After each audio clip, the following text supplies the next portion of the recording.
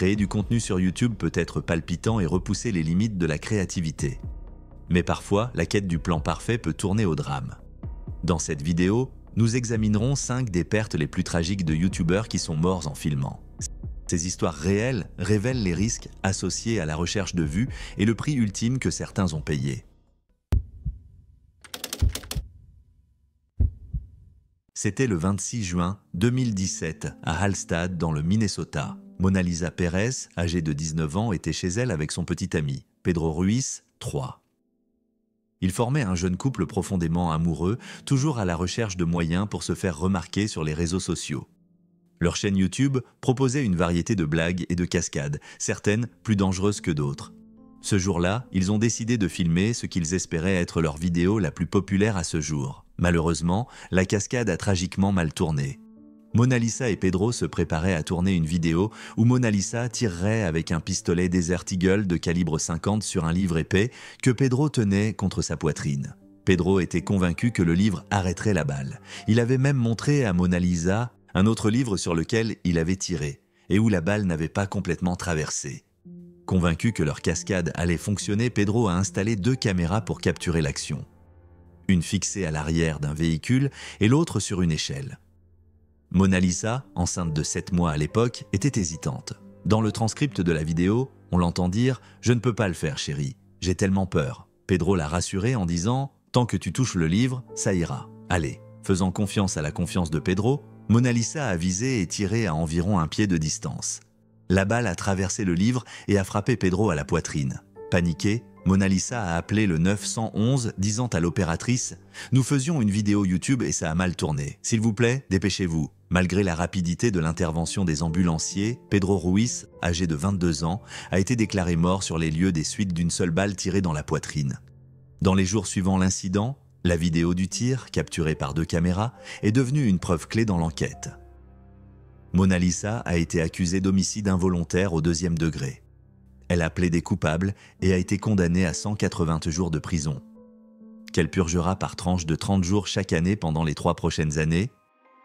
Elle a également été condamnée à 10 ans de probation supervisée et interdite de posséder des armes à feu. De plus, l'accord de plaidoyer lui interdisait de tirer profit de la vidéo du tir. La famille de Pedro était dévastée par sa mort. Sa tante, Claudia Ruiz, a déclaré à l'affilié de CNN, KVLI, « Ils étaient amoureux, ils s'aimaient. C'était juste une blague qui a mal tourné, ça n'aurait pas dû se passer comme ça n'aurait pas dû se passer du tout. » Le couple avait une fille de 3 ans et attendait leur 2e enfant. Mona Lisa a donné naissance à leur fils en septembre. Cet incident tragique a soulevé de nombreuses questions sur les extrêmes auxquels les gens sont prêts à aller pour la célébrité sur Internet. Le shérif Jeremy Thornton du comté de Norman a exprimé sa confusion déclarant « Je n'ai vraiment aucune idée de ce qu'il pensait. Je ne comprends tout simplement pas la jeune génération qui cherche à avoir ces 15 minutes de gloire. » La chaîne YouTube de Mona Lisa et Pedro avait une modeste audience au moment de l'incident avec environ 218 abonnés. Leurs vidéos comprenaient des blagues inoffensives, comme Pedro grimpant à un arbre et tombant, et Mona Lisa lui donnant un beignet recouvert de talc pour bébé au lieu de sucre glace. Ils rêvaient de devenir des stars de YouTube avec plus de 300 000 abonnés. Dans leur dernière vidéo ensemble, filmée dans une foire, Mona Lisa a déclaré « Imagine quand nous aurons 300 000 abonnés ». À la suite du tir, un tweet de Mona Lisa datant du jour de l'incident a suscité une attention considérable. Elle avait écrit « Pedro et moi allons probablement tourner l'une des vidéos les plus dangereuses jamais réalisées. » C'était son idée, pas la mienne. Le tweet a été retweeté plus de 1000 fois et a reçu près de 1500 réponses, mêlant sympathie et critique. C'était le 28 mai 2013 à Cornwall, en Angleterre. Jacob Cockle, un chercheur de sensations de 28 ans et photographe professionnel, se tenait au bord de Carnshaw Pool, une partie de l'estuaire de Hale. Il avait toujours été attiré par le danger, capturant des moments extrêmes à travers l'objectif de sa caméra. Ce jour-là, il était sur le point de relever son prochain défi. Filmer un tourbillon créé par de vieux tunnels victoriens conçus pour évacuer le sable du port. Cependant, ce moment d'aventure se terminerait en tragédie. Jacob n'était pas un photographe comme les autres. Il était connu pour documenter des cascades risquées et des événements naturels à couper le souffle avec des millions de vues sur ses vidéos. Ce jour-là, il prévoyait de se filmer dans le tourbillon, portant une tête de cheval en plastique pour une touche humoristique. Son ami, David Rennes, âgé de 70 ans, se tenait à proximité avec une caméra, prêt à filmer. Le tourbillon se tordait violemment, mais Jacob n'hésita pas. Il croyait savoir comment le gérer, ayant partagé des conseils sur la manière de faire face à des eaux dangereuses sur sa chaîne YouTube. Vers 19h30, Jacob fit un signe à David et demanda une caméra plus petite fixée à un mât de 2,4 mètres pour capturer des prises de vue sous-marines. Comme toujours, il était intrépide, ayant grandi en nageant dans la mer. Mais alors que la caméra tournait, l'impensable se produisit. Jacob fut aspiré dans le tourbillon. Il refit surface brièvement de l'autre côté, mais fut rapidement entraîné à nouveau sous l'eau. David se tenait impuissant sur le rivage, incapable d'intervenir. Malgré les compétences de nageur de Jacob, les puissants courants d'eau l'emportèrent. Il y avait des panneaux avertissant les gens de ne pas nager, mais Jacob les ignora. Il était un nageur accompli et avait déjà affronté des eaux dangereuses. Cependant, le tourbillon était impitoyable.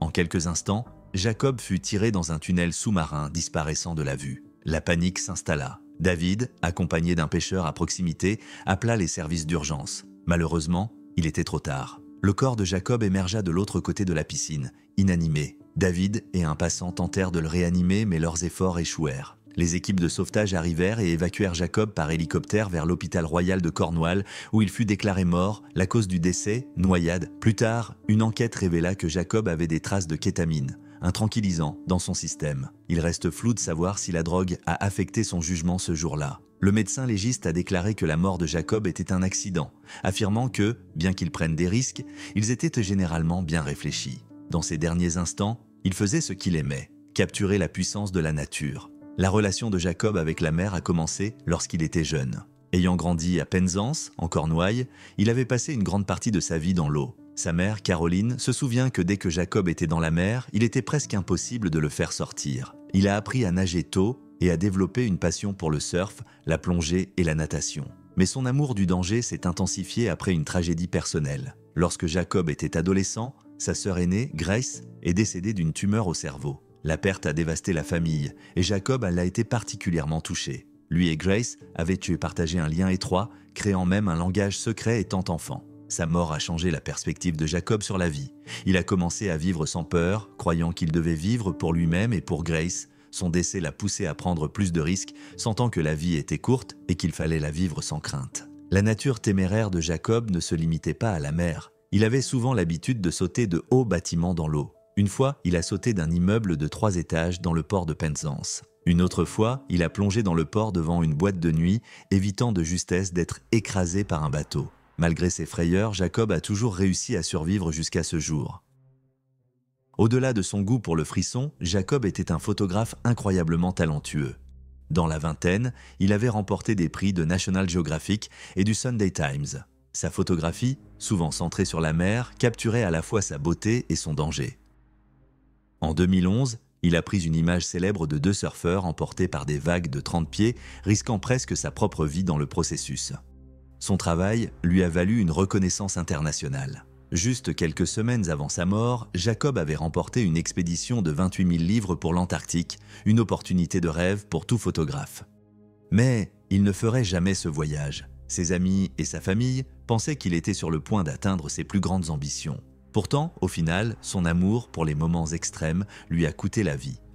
La mort de Jacob a laissé un vide profond dans la vie de ceux qu'il aimait. Sa mère l'a décrit comme un esprit libre qui ne voyait aucun danger dans la vie, tandis que ses amis se souvenaient de lui comme quelqu'un qui vivait sans peur.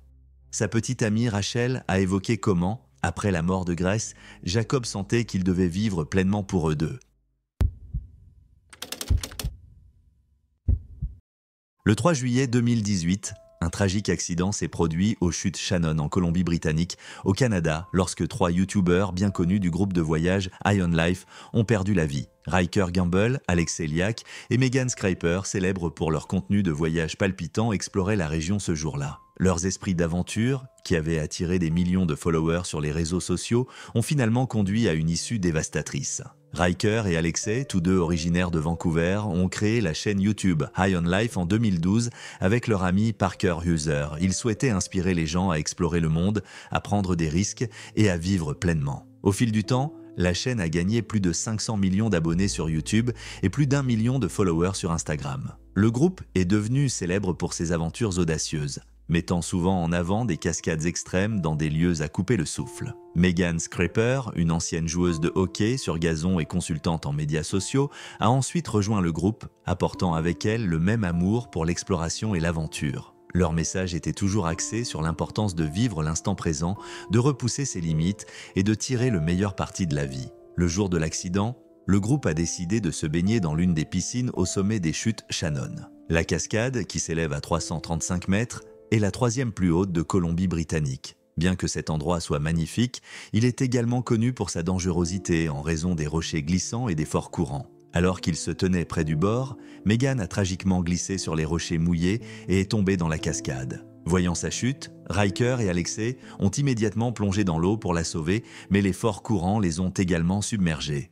En quelques instants, tous les trois furent entraînés dans la chute, plongeant presque 30 mètres dans la piscine en contrebas. Les témoins étaient horrifiés en voyant leurs amis disparaître. Les services d'urgence ont rapidement été alertés et des équipes de recherche et de sauvetage de la Gendarmerie royale du Canada, GRC, et de Squamish Search and Rescue sont arrivés. Malgré la rapidité de l'intervention, la récupération des corps a été difficile en raison du terrain dangereux et du fort courant. Il a fallu des heures pour retrouver leurs corps, qui ont tous été retrouvés à la fin de la journée. La nouvelle de leur décès s'est répandue rapidement, laissant leurs fans, amis et familles, le cœur brisé. Les réseaux sociaux ont été inondés d'hommages aux trois jeunes qui avaient inspiré tant de gens à vivre des aventures. Les membres restants de l'équipe de High on Life ont publié un hommage émouvant qualifiant Riker, Alexei et Megan de personnes les plus gentilles, les plus chaleureuses et les plus déterminées. Ils ont exprimé leur profonde tristesse, affirmant « Le monde a perdu beaucoup de lumière avec leur disparition ». Le service des coronaires de la Colombie-Britannique a confirmé que leur décès était accidentel. Les conditions glissantes, provoquées par la brume et l'algue sur les rochers, ont été cités comme facteurs contributifs. John Wilcox de Squamish Search and Rescue a expliqué les risques liés aux zones comme les chutes Shannon dans une interview. Il a décrit les rochers comme du granit poli, souvent recouvert de brume et de lichen, les rendant extrêmement glissants. Il a averti que l'exploration de telles zones comporte un danger significatif. Cet incident a également attiré l'attention sur les risques encourus par les créateurs de contenus d'aventure extrême. High on Life avait déjà fait l'objet de critiques auparavant. En 2017, Riker et Alexei, avec un autre membre du groupe, avaient été condamnés à une amende et interdits d'accès aux terres fédérales américaines pendant 5 ans, après avoir marché sur des sources chaudes sensibles dans le parc national de Yellowstone. Malgré la controverse, leurs fans sont restés fidèles, attirés par le message du groupe qui prône une vie sans limite. Dans l'un des derniers posts Instagram de Riker, il a souligné l'importance de vivre l'instant présent et de profiter de la vie, un message qui a résonné auprès de ses abonnés. Les décès de Riker, Alexei et Megan ont laissé un impact durable sur la communauté YouTube et leurs fans. Leur passion pour l'exploration et la vie à fond a inspiré d'innombrables personnes, mais leur fin tragique montre les dangers qui accompagnent les aventures extrêmes. Bien que les chutes Shannon soient magnifiques, elles restent un endroit dangereux, surtout pour ceux qui sous-estiment ces risques. Les autorités continuent d'avertir les visiteurs de faire preuve de prudence et d'être conscients des dangers lors de l'exploration de telles zones.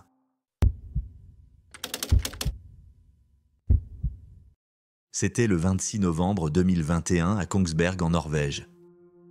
Thor Eckhoff, mieux connu sous le nom d'Apetor sur YouTube, se préparait pour une nouvelle cascade audacieuse. À 57 ans, il était célèbre pour ses activités extrêmes comme le patinage sur glace et la baignade dans des lacs gelés, tout en buvant de la vodka. Il comptait plus d'1 200 000 abonnés qui regardaient avec enthousiasme son contenu. Ce jour-là, il s'était rendu à Jakobsdam, un lac gelé, avec l'intention de patiner sur la glace tout en se filmant. Cela semblait être un autre vendredi ordinaire pour Thor. Thor était connu pour prendre des risques dans ses vidéos, patinant souvent sur de la glace mince ou plongeant dans des eaux glaciales. Il adorait la nature et l'aventure, et ses cascades étaient un mélange d'humour et de danger. Avant de commencer son tournage, il avait envoyé à sa partenaire, Tove Skjerven, un message accompagné de photos de lui au lac, disant que les conditions étaient bonnes. Mais les choses ont pris un tournant tragique. Alors qu'il filmait, la glace sous Thor a craqué et il est tombé dans l'eau glacée. Bien qu'il ait déjà été dans des eaux froides et qu'il ait toujours réussi à s'en sortir, cette fois-ci, il n'a pas pu se relever. Des habitants à proximité ont entendu ses cris à l'aide et ont immédiatement appelé les secours. Les pompiers et les plongeurs sont arrivés rapidement et ont sorti Thor de l'eau. Il a été transporté d'urgence à l'hôpital d'Ullevål, mais à son arrivée, il était trop tard. Thor avait été sous l'eau trop longtemps. Le 27 novembre, le jour suivant l'accident, les médecins ont pris la difficile décision de débrancher les appareils de maintien en vie. Tove et leur fils, Johannes, étaient à ses côtés lors de ses derniers instants. Ce fut une fin déchirante et soudaine pour un homme qui avait passé sa vie à repousser les limites. Les cascades de Thor étaient toujours dangereuses. Il patinait sur des lacs gelés, utilisant souvent une tronçonneuse pour se frayer un chemin et se baignait dans des eaux glacées tout en buvant de la vodka. Son mélange unique d'aventure et de comédie en faisait une figure adorée de la communauté YouTube. Juste 5 jours avant sa mort, Thor avait publié une vidéo célébrant son 57e anniversaire intitulée de manière humoristique « Je ne suis pas mort, j'ai 57 ans aujourd'hui ». Dans cette vidéo, il était assis dans une baignoire extérieure, buvait de la vodka et filmait des moments insolites comme embrasser un arbre. Ironiquement, ce serait l'une de ses dernières vidéos. Les fans étaient choqués et attristés par la nouvelle de la mort de Thor.